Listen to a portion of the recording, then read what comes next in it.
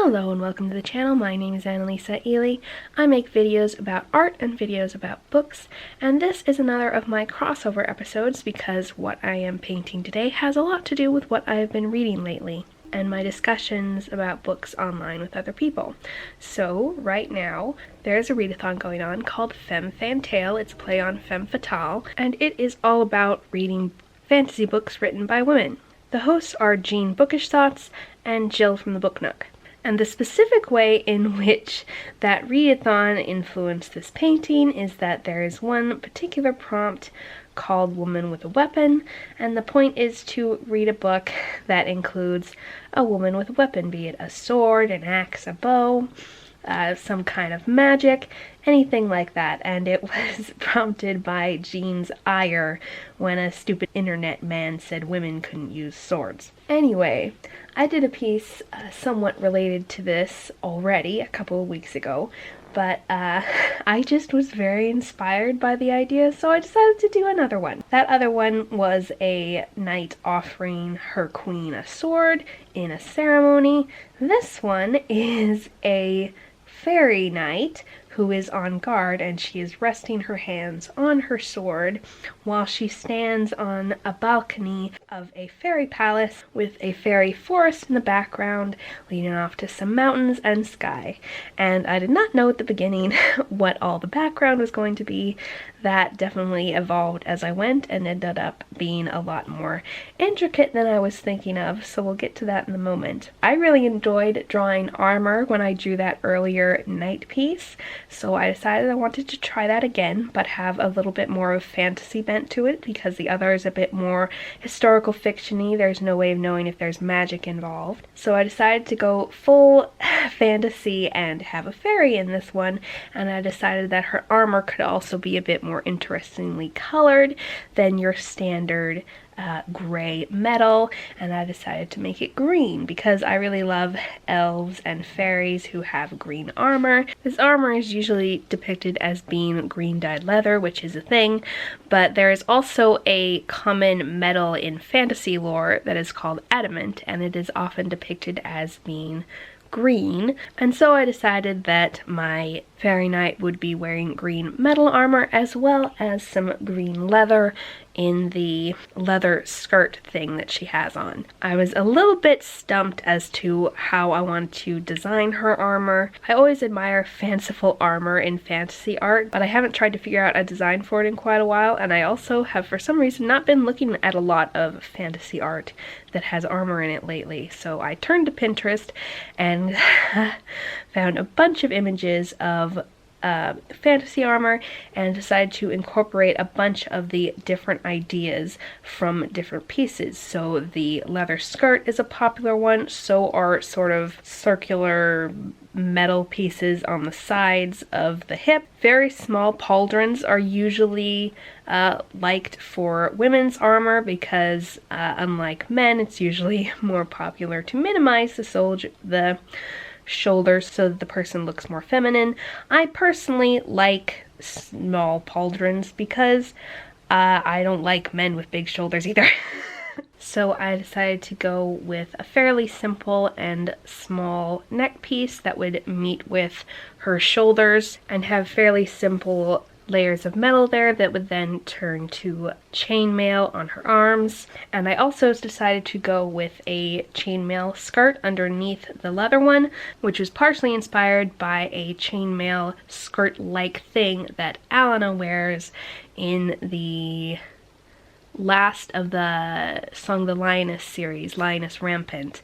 And I enjoyed that outfit when I first read it like 8-10 years ago, and it has stuck in my mind because I just thought it was really cool. So I decided to incorporate that as well, and I went with relatively simple boots that go along with the same sort of style as her body armor, which is based on a few elf sort of designs that I found online where the metal is divided into various leaf type things because I was going for sort of a forest fairy motif. Then of course I started to add some of the background, and as I said, this really grew In my mind, I was originally thinking of having her have a very simple background with just some blues and greens to evoke a forest behind her, and having it mostly just be her with a very vague background. And then my imagination got away with me, and I decided I wanted her to actually be on part of a fairy palace, and then I wanted to have very fantasy-ish magical forest stretching out behind her. So I started adding some colors to the background. In addition to the balcony and railing, I also put some green blobby-like things in the background, and those are supposed to vaguely evoke trees. And I let those dry while I worked on the wings because I wanted to come back with different colors and have them not mix with the green. I wanted them to be their own separate entity that would overlap slightly. So with the wings, I decided to go very classically feminine and give her very pretty pink wings. I based this on a couple of butterfly designs that I found online of actual live butterflies, and I find that I ended up liking that a lot better than the various times I have made fairy wings just out of my own imagination. Butterflies are really cool and have really cool designs if you look at them closely. And so I was also sort of living my Fairytopia dreams here, because that is another thing that I watched when I was a kid, Barbie Fairytopia. There are 4 movies if you count Mariposa, and there are a lot of beautiful pastels and really gorgeous fairy wings in that movie and really nice outfits.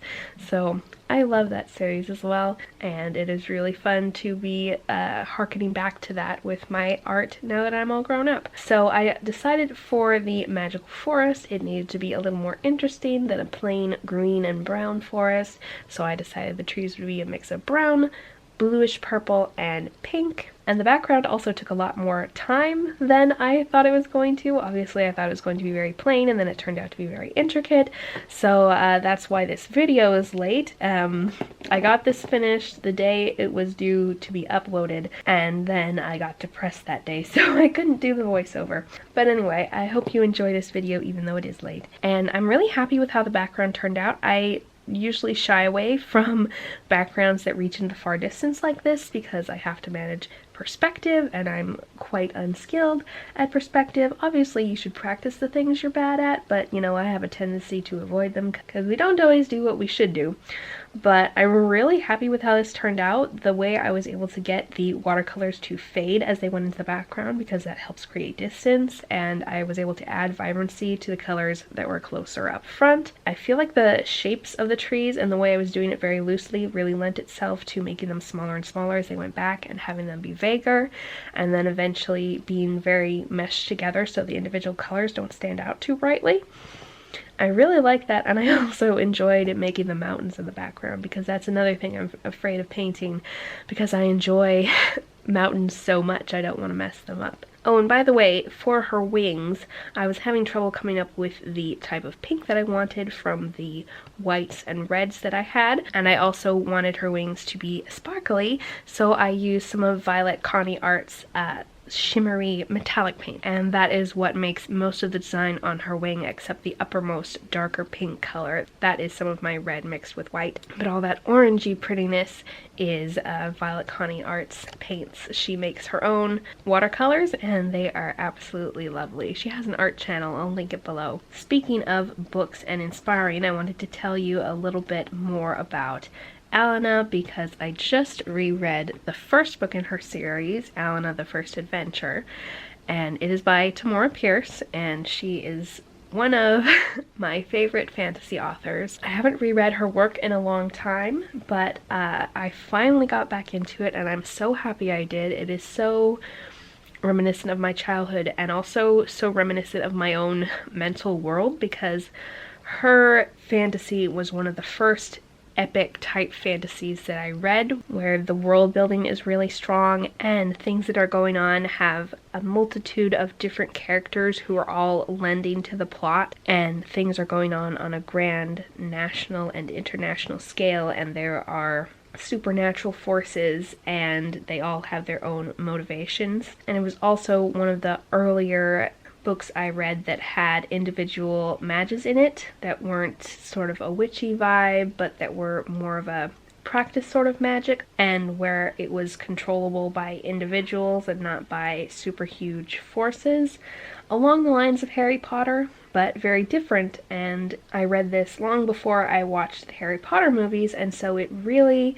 informed my ideas about how magic ought to work and how fun it is when it works a certain way, and gave me a lot of ideas for my own books. My personal magic system is a little bit different, but I can definitely see the seeds of how I think about it in these books, and I really enjoy that, being able to go back and see a part of who I was so long ago. So if you're not familiar, Alana the First Adventure is about a 10-year-old girl who has a twin who is a boy, and her world is quite sexist, but she is a noble, and so she has a few more options than a commoner girl, but she doesn't like the options that she has. She has to go off to a magic school and learn to be a lady and maybe how to be a mage, but what she really wants to do is learn to be a knight, and so because her brother wants to learn to be a mage, she decides to switch places with him, and so she heads off to become a knight, and she has to hide who she is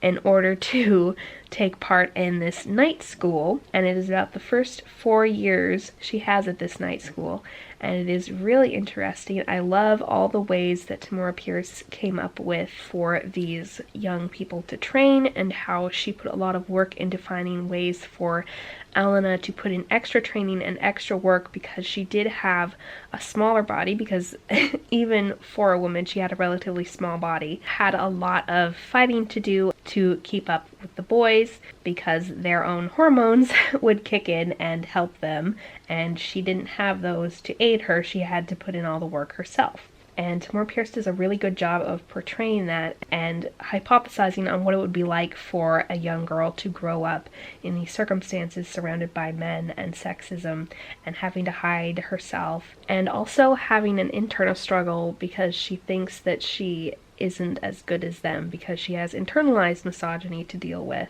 And I also really enjoy the friends that Alana makes. They are really interesting and have a lot of differences between them, but are all very lovable. And I especially enjoy how much she gets attached to various adults, because when she is in this sort of setting, with all these boys, it can be fairly toxic, and that's kind of how I think of a lot of schools, because you depend so much on other children who are whacked out because of their hormones and how hard it is to grow up. Depending on those people emotionally can be really doesn't work out very well a lot of times, and so I really like how she finds friendships with adults and depends on them a lot and gets to know them, and they are important parts of her story as well. So now I am getting to add the details to my fairy night, and I'm having a lot of fun with that. You can kind of finally see the groundwork I was laying with the watercolors that I'm now bringing out with the pens. Once again, I had trouble with my stupid dark gray pen, so I finally just threw it away because it had spat out ink at my painting for the last time. So I switched to a gel pen that is similar. It's a little more stark than I like, but it is slightly less black than my black pens. So I thought I wanted a little bit softer lines, but I actually ended up really liking how this turned out. So I'm glad that I ended up using this pen, but I really do need to get a replacement for that stupid dark gray pen. And I decided to give her a fairly stern face with a nice long in-your-face nose, with her eyes very expressionless because she is watching and waiting and she is on guard, so she is not getting distracted by anything. And I decided that I would go with a little bit of outlining on the banister or the railing, because I felt like I couldn't quite tell what it was without those, and I thought about doing it in watercolor so it would be a bit looser, but I think I like how it turned out with the very simple lines, and it still kind of looks loose because the shapes aren't all exactly the same. And I decided not to do any lining on the other background because it was supposed to be pretty far away, and so I didn't think it would look right with harsh lines, and I really liked the way that the watercolors made the trees in the distance fade away. So I let those remain soft, but I added lines to pretty much everything actually on my Lady Knight, with just some very bare outlining of her wings. And then I did highlights all over her because she's wearing a lot of metal armor and metal is shiny. I also went a little bit softer with the rings and the chainmail in this one than the last time I painted chainmail, because I felt like it was a little stark last time and I wanted it to be a little lighter and brighter. And I like that pretty well. I think the texture still shows up with the lighter silver that I used to draw on the circles, but it's not so dark that it makes the chainmail look like it's a really dark substance. Oh, and I forgot to mention about her braid. Normally, I don't like to draw fighting women with their hair down because obviously it's not very practical. You don't want your hair to get grabbed when you're in a fight, but that problem has actually been solved somewhat for me by Tamora Pierce, because in one of her more recent books, Becca Cooper, Terrier, we have a main character who has a braid and she leaves it down. She is a cop, takes care of criminals and stuff, and so she leaves her hair down because if anyone grabs it, she has a metal wire in there with a bunch of spikes on it, and so if someone grabs it, their hand gets cut. So that's why I put the little white highlights just in her braid and not the rest of her hair, so that it's as if the light is glinting off little metal bits that could slice someone. So that is my Lady Fairy Knight. Thank you so much for watching. I hope you enjoyed, and I will see you in the next video. Bye!